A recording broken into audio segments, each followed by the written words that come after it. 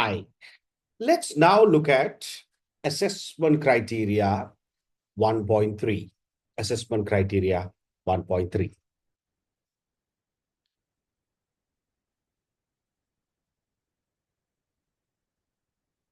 So in AC 1.3, we are going to look at the internal environment.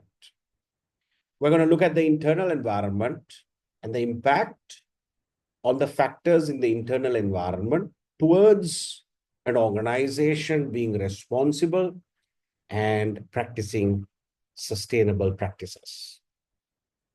So the areas we're going to cover in terms of indicative content are some of the laws like the ethical certification approval. So every single country will have certain certifications that manufacturers, growers, business owners will need to maintain. And one such requirement is the ethical certification approval. In the UK, there are a few such institutions. In Sri Lanka, they may be different. But in the UK, Fair Trade is one such organization. Organic is another organization. And also the Forest Stewardship Council is another entity. And we're going to look at more entities to understand the kind of ethical certifications that are required in order to undertake certain businesses in the UK. We will then look at how ethics and responsibility can be stated in the mission, purpose statements, in the vision statements and goals of the organization, and how internal cultural change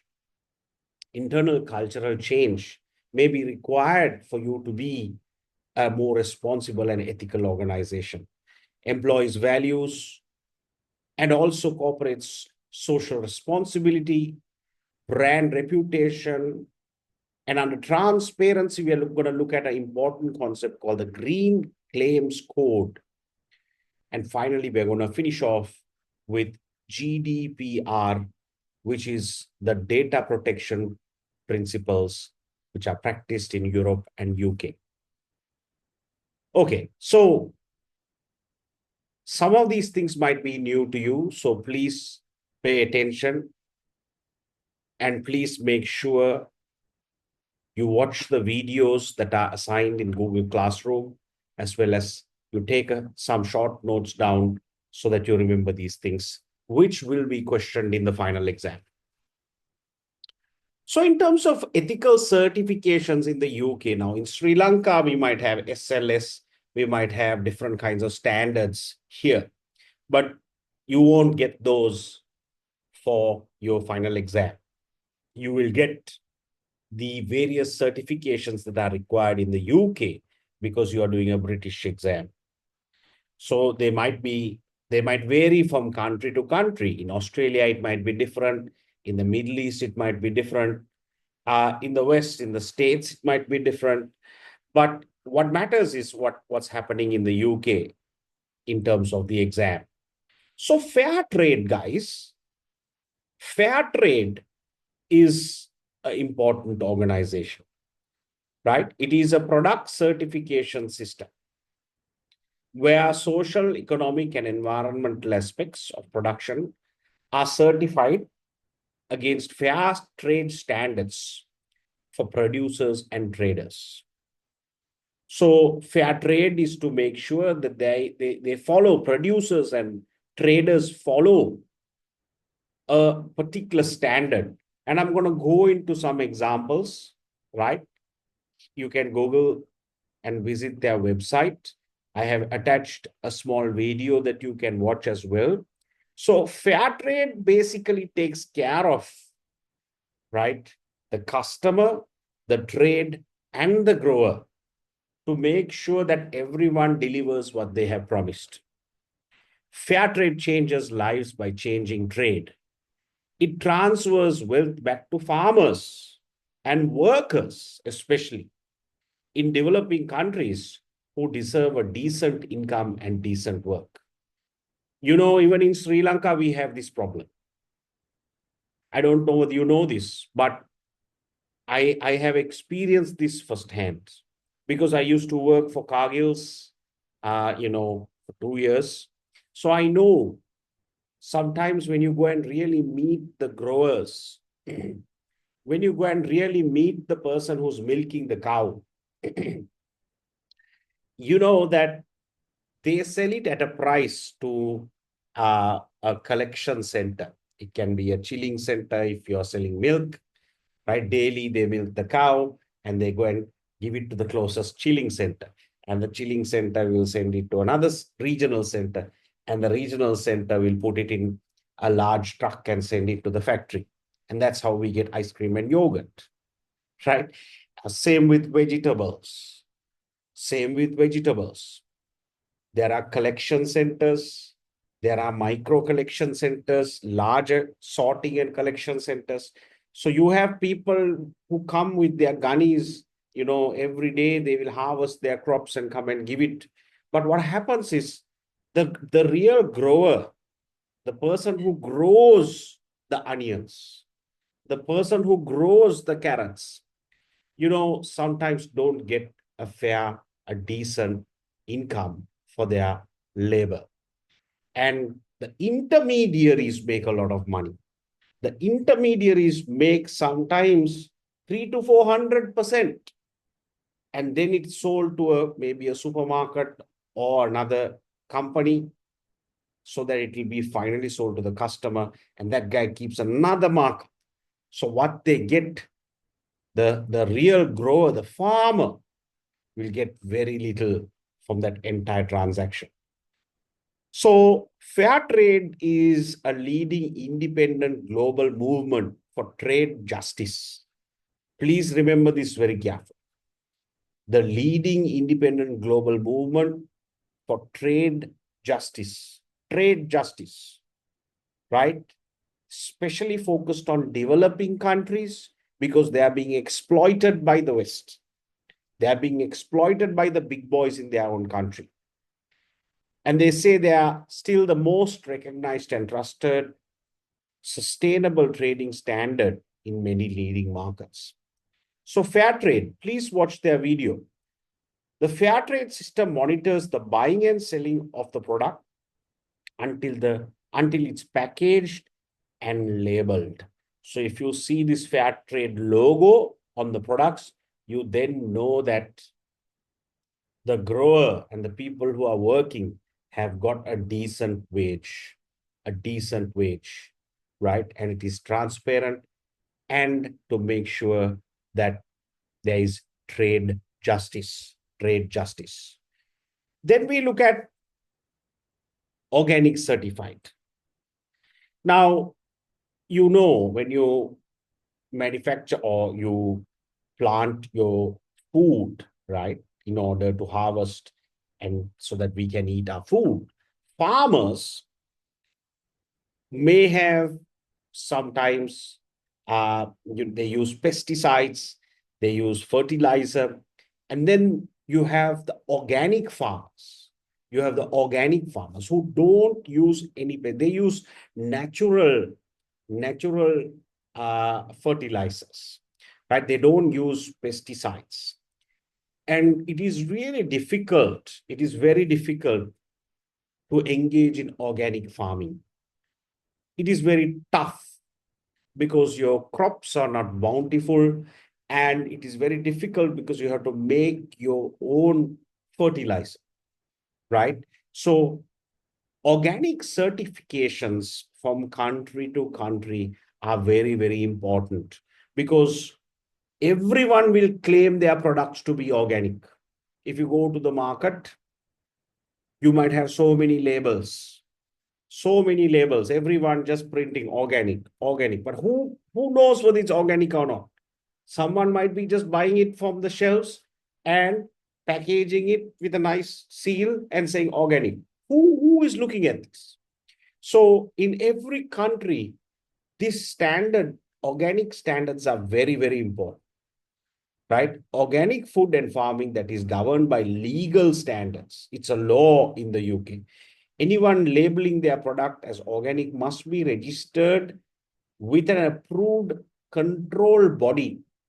And these control bodies, there can be so many control bodies. They will come and inspect your facilities, your farming, and they will really go through a process of auditing in order for them to give you their approval, their stamp, so that you can say it is genuinely organic.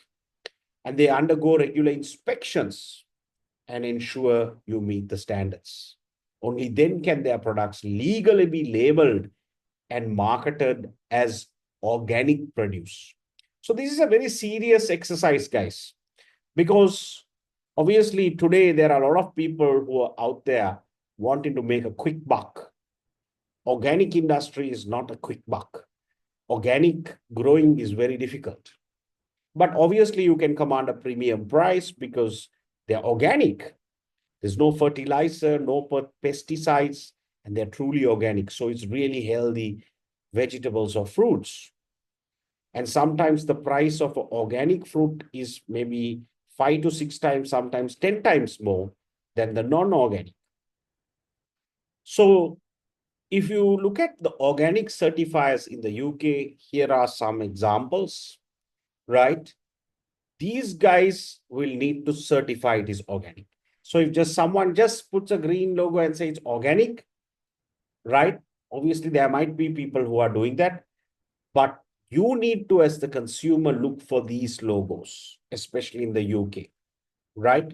So you have Organic Trust, the Welsh Organic Scheme, Soil Association, but the biggest one is OFNG, OFNG. Then you have Demeter, BDA certification. So these are the logos that you'd find on true organic produce in the UK. Please watch the video on organic certified. It's a very interesting video. And finally, another certification in terms of approvals of laws and ethical standards is forest stewardship. So the Forest Stewardship Council, their mission is to promote environmentally sound, socially beneficial, and economically prosperous management of forests. Now, you might sometimes say, okay, isn't that the job of the government? Why do we need to be bothered about forests as consumers? Well, at the end of the day, the environment will impact our future as an organization.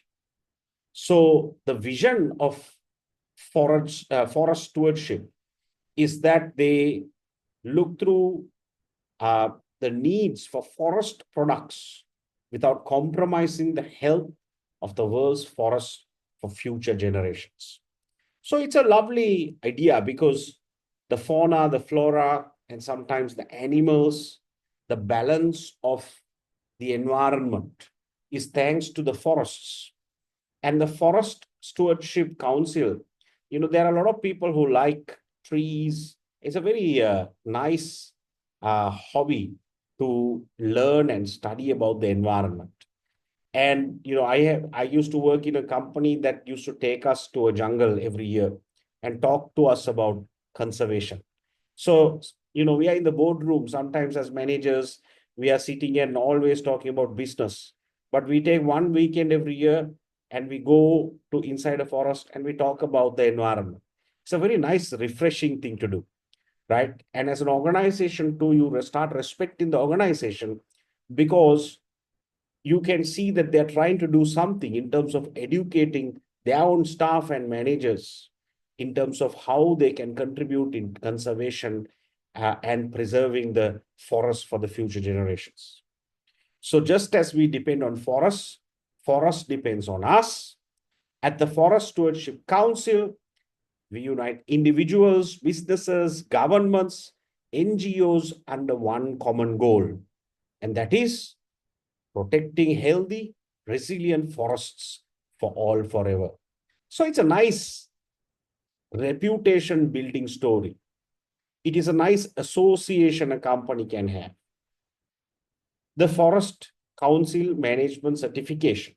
They will provide certifications confirming that the forest is being managed in a way that preserves biological diversity and benefits the lives of local people and workers, whilst ensuring it sustains economic viability. The Forest Stewardship Council certifies forests are managed to strict environmental, social, and economic standards. So please watch the video in terms of what they do, how they engage governments, businesses, individuals, and NGOs in order to protect the forests, right?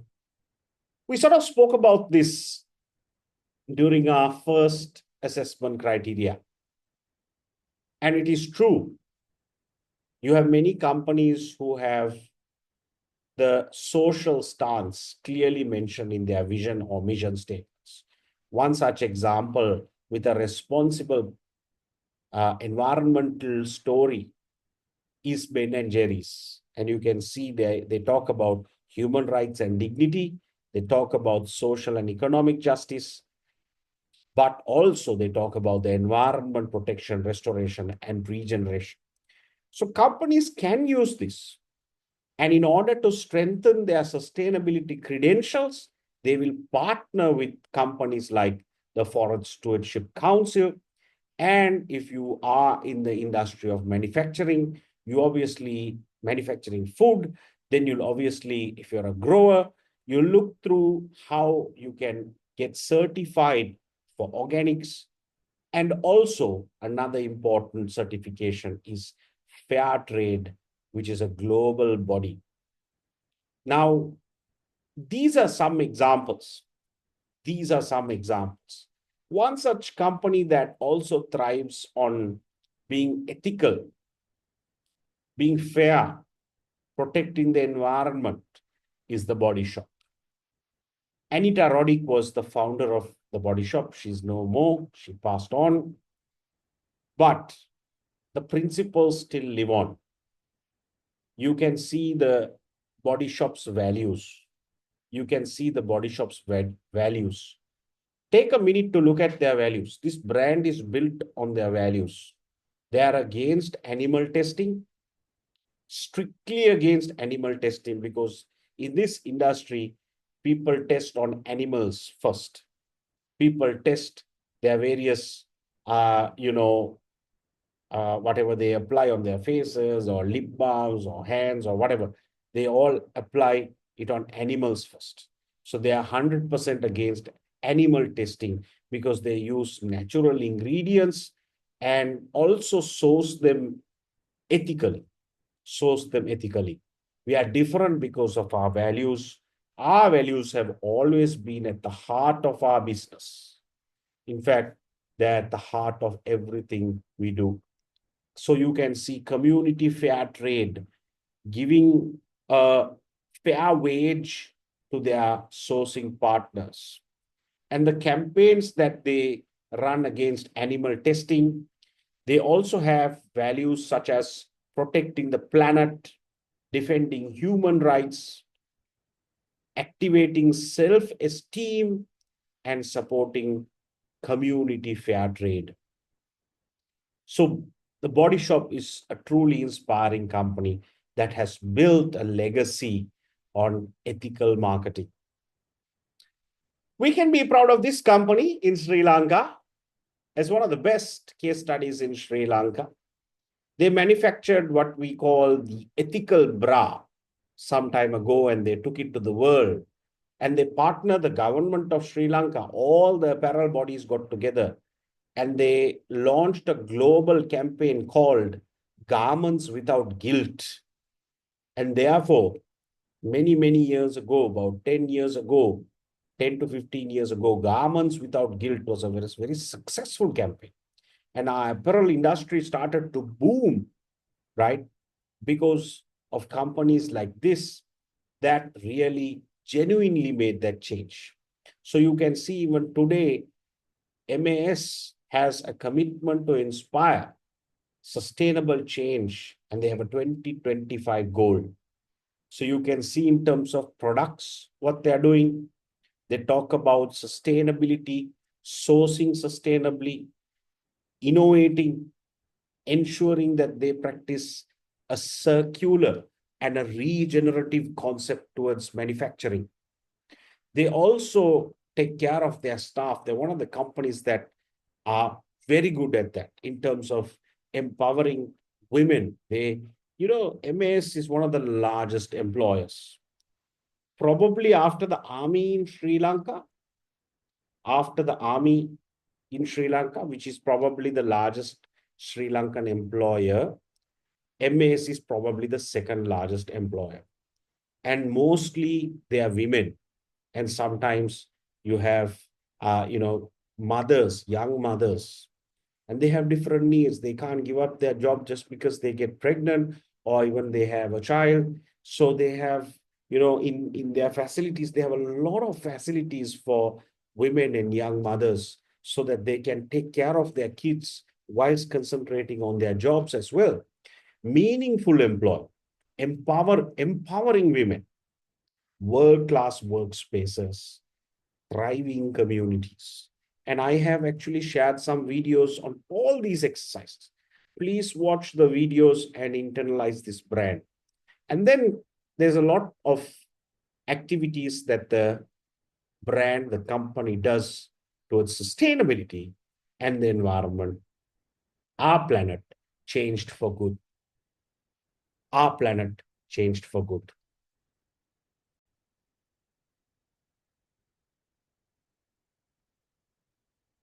And then when we look at a detailed, deeper dive into what they do in terms of their goals, you can see their numbers in terms of what they're going to achieve in all three areas. They have measured what they want to achieve. You can see their goals with limiting emissions, transforming waste.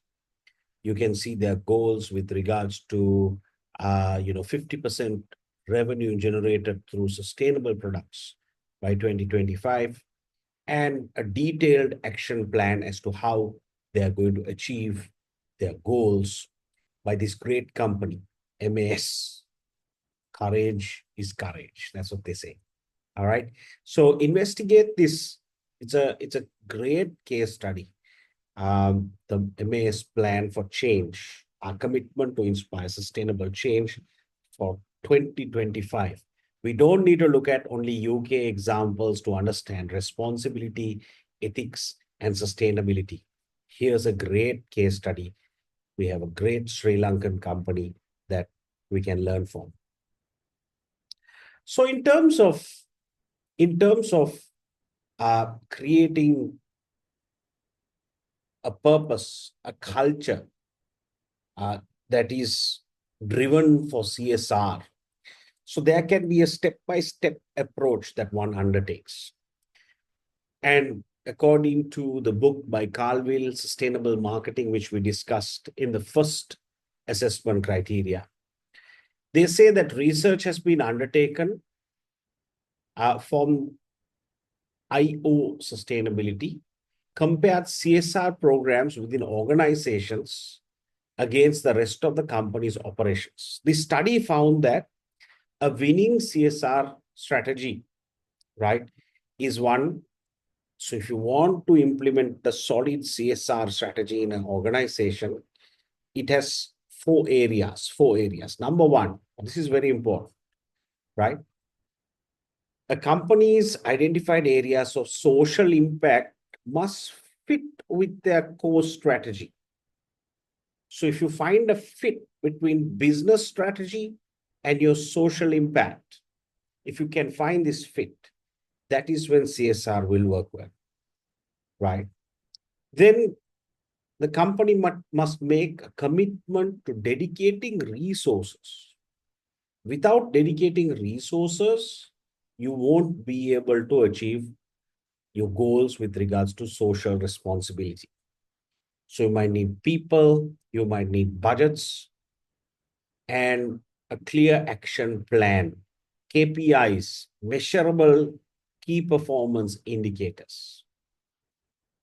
And then finally, it says you need to connect and engage key stakeholders, which means you need to communicate effectively.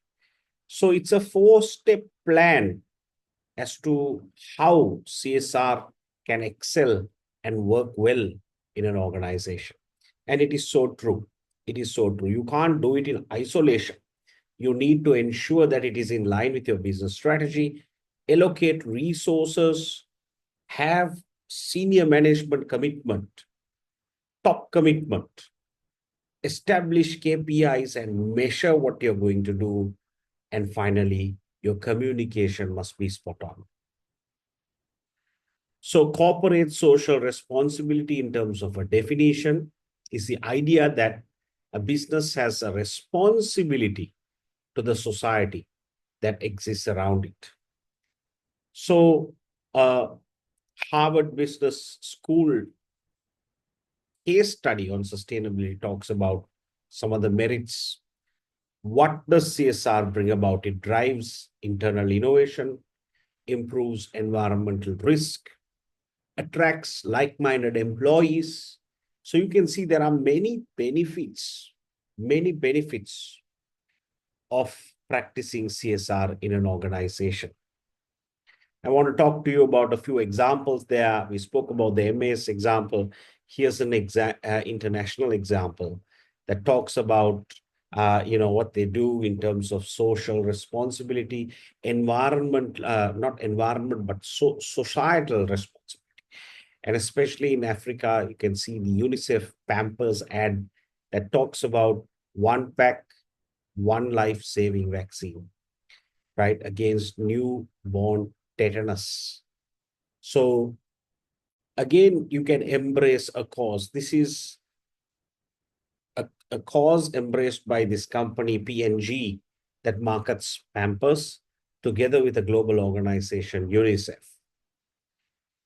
So when we talk about all this, we also talk about how a company can enhance its corporate reputation. And at the end of the day, guys, see, at the end of the day, whatever we do with society, whatever we do with the environment, we do it in good faith, yes, but it has a knock-on effect on our corporate brand. It will enhance your reputation. It will enhance your identity and your image as you build your corporate brand. So corporate reputation is the overall perception that the public has for the company or the brand. It is shaped by a variety of factors, including the company's products and services, customer service, right, marketing, social media, and corporate social responsibility. So when we talk about all this, we also talk about the ethical stance of the company. And two things that we talk about here, one of which you need to study, which is a key institution, in the UK that really practices the Green Claims Code, right? So the Competition and Market Authority, CMA, has the Green Claims Code outline, where if anyone is talking about their sustainability credentials, you need to follow this Green Claims Code. Please watch the video. I have shown you an introduction to the Green Claims Code. And this is in order to make sure you substantiate your claims. That's the second point here. You must explicitly mention the products and services that you are comparing and ensure that your visual claims, whatever your claims that you make, your products being green, organic or environmental friendly, all the labels are useful to consumers and not confusing. So any symbols, pictograms, labels should not give a false impression of the sustainability of your products. And you need to maintain transparency and avoid greenwashing. What do you mean by greenwashing? Greenwashing is this. Greenwashing, to a certain extent, this is what greenwashing is. Greenwashing. Coca-Cola, they have Coca-Cola Green, which is called Coke Life, right? Which is their sustainability product of Coke. It is the same Coke it is the same Coke, but it has a green label. Now, to me, many companies do this. Many companies do this. They greenwash their products. Greenwashing is something that you need to be careful of. They will package their products in green color. They will put different logos, right? And all that, and show that they're ethical, environmental, but actually they aren't. That is called greenwashing. So companies need to be mindful of brands that are washing their products green, and it's happening a lot. And in the UK, a lot of people are standing up to brands that are fake green products, and they're calling these brands in public, and they're making sure they spread a campaign that these brands are greenwashing. Why? They're greenwashing because they don't have proper sustainability claims. There's no ethical transparency. So the Green Claims Code, right? The Green Claims Code is to do with a claim that you make, right? That your business provides a benefit or is less harmful to the environment. So the Green Claims Code has several factors. The Green Claims Code has several factors. Please study this. The claims must be truthful and accurate, be clear and unambiguous, not omit or hide important information. So you have to study this because you will get questions on this. Not make fair comparisons. Sorry, only make fair comparisons. Only make fair comparisons. Consider the full life cycle of the product and be substantiated. Now, I put a video of the Green Claims Code and I want you to watch it. This is a very important concept. It is the ethical transparency that companies need to maintain. Many businesses use green claims to help market their products and greenwash their products. They do this through a range of methods, sometimes through symbols, emblems, logos, graphics, colors, names, and also statements. But today, increasingly, people are aware of this. But in Sri Lanka, not so much. In the UK, they are aware of this. Right? So think about this, learn about this, visit the website by the market authority, Competition and Market Authority, CMA. Google CMA and understand the Green Claims Code. And don't forget these criteria. You have to study the claims in terms of these 6 factors. Okay, you have to study them.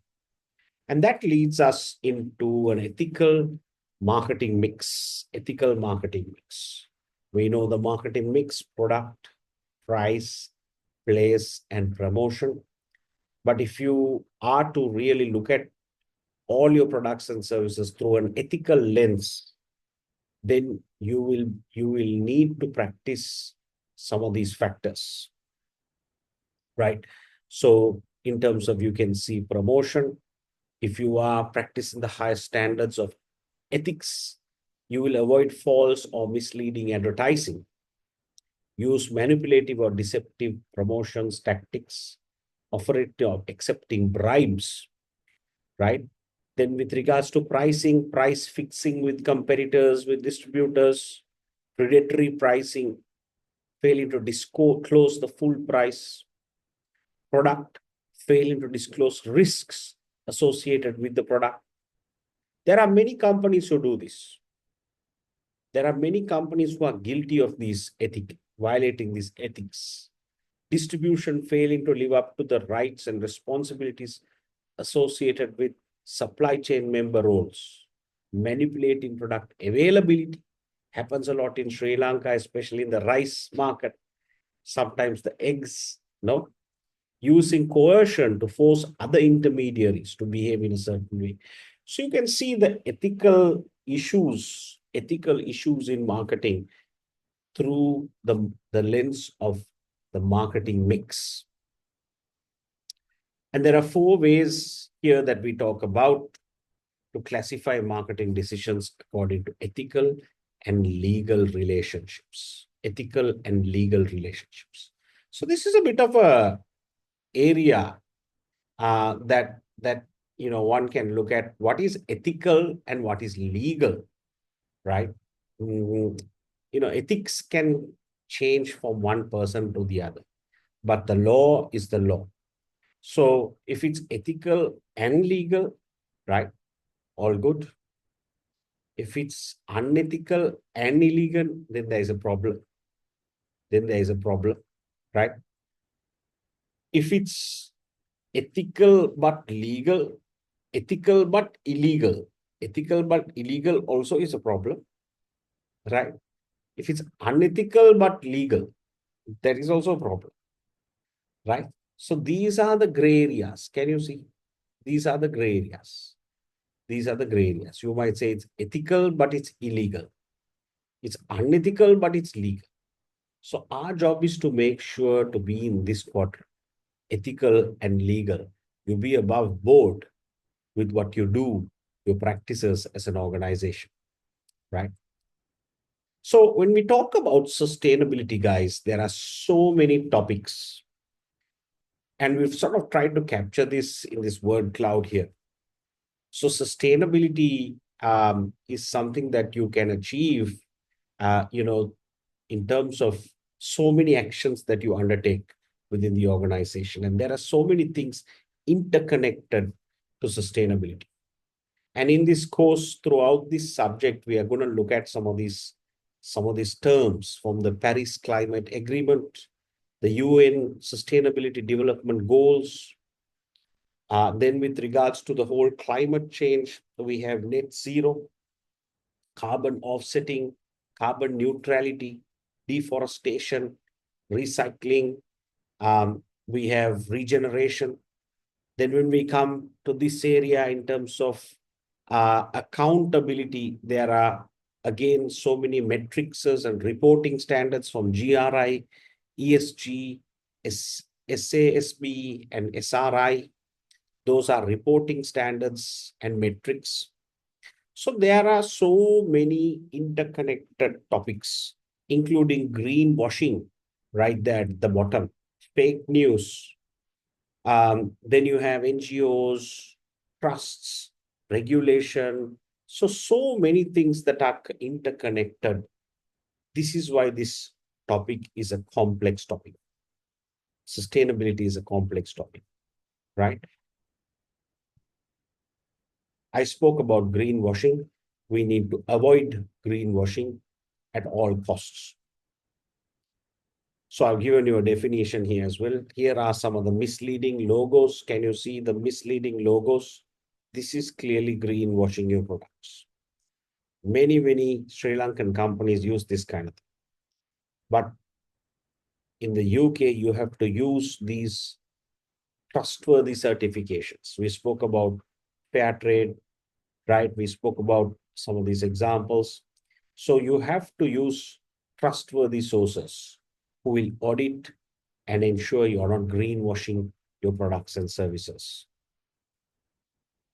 So these are all important concepts that you need to study, which will be tested. And we finally come into GDPR. What does the GDPR stand for? It is the General Data Protection Regulation, which is mainly in the European Union, EU, and also the UK. So those days, it was called the Data Protection Act, the Data Protection Act of 1998. Then when it became a common market, they came about with GDPR, the General Data Protection. So it covers the right of every citizen's data protection, the data protection principles. You can see if you're a customer, if your data will be held by companies, including CIM, will have your data. Anyone who has your data must practice these 7 principles: lawfulness and fairness and transparency. You have to limit the purpose that you're using the data. You can't use it for any purpose. Data minimization, just collect what you only need. You don't need a lot of data about privacy information. Accuracy, storage limitation. So you have to be very careful. You should not keep it in Excel sheets so that people can just steal the data. Integrity and confidentiality, and the accountability of data. So this is a very serious problem, guys. Now in Sri Lanka, I know when a lot of people leave their companies, they steal all the database and bases because most of it is on Excel sheets. And they sometimes tell in interviews also, I have the database of all the customers. If you hire me, I will, I will be able to bring those databases and come. Some people say that also. Okay. Some people say that. So, but in the UK, if you do that, you'll be jailed and you'll be fined for a lot of pounds, right? So the data protection policy, while not a legal requirement, serves as a crucial security protocol to systematize the utilization, oversight, and government and governance of data which is within the organization, right? So you need to study this. It is very important. I have attached a video on this as well. Please watch it. And you need to study the data protection principles and know about GDPR. Okay. So that's about it from assessment criteria 1.3. I will see you in chapter 2.